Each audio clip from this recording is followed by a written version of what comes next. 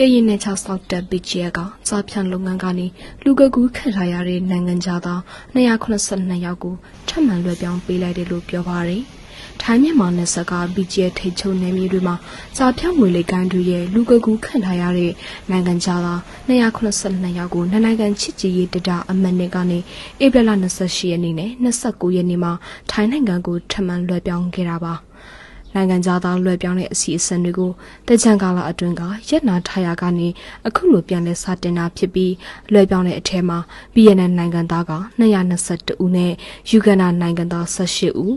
ပါကစ္စတန်နိုင်ငံသား15ဦးစင်မာပွေနိုင်ငံသား2ဦးမလေးရှား16ဦးအပြင်အယ်ဂျီးရီးယား2ဦးပါဝင်တယ်လို့သိရပါတယ်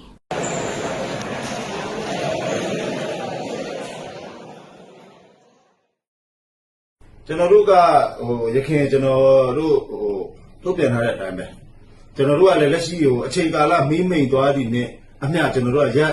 လိုက်မှာမဟုတ်ဘူးကျွန်တော်တို့ကမူလ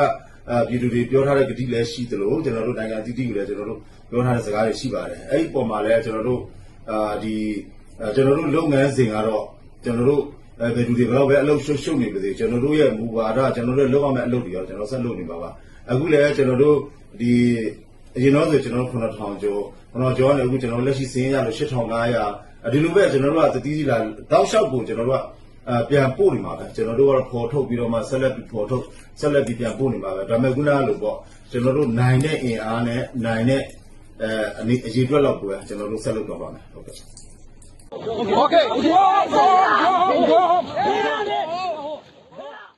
ပြန်လည်လွှဲပြောင်းရေးလုပ်ငန်းစဉ်မှာဒီမိုကရေစီအကျိုးပြုကရင်တပ်မတော် DKBA ကလည်းထိတ်သိမ်းထားတဲ့နိုင်ငံသားတွေကိုလွှဲပြောင်းဖို့စတင်မှုတွေကြောင့်ပြီးခဲ့တဲ့ဧပြီလ23ရက်နေ့မှာ DKBA တပ်သားတချို့နဲ့ထိတ်သိမ်းခံနိုင်ငံသားတို့အချင်းများခဲ့ကြပါသေးတယ်။အခုလိုပြန်လည်လွှဲပြောင်းရေးမှာစတင်မှုတွေရှိနေတာဟာ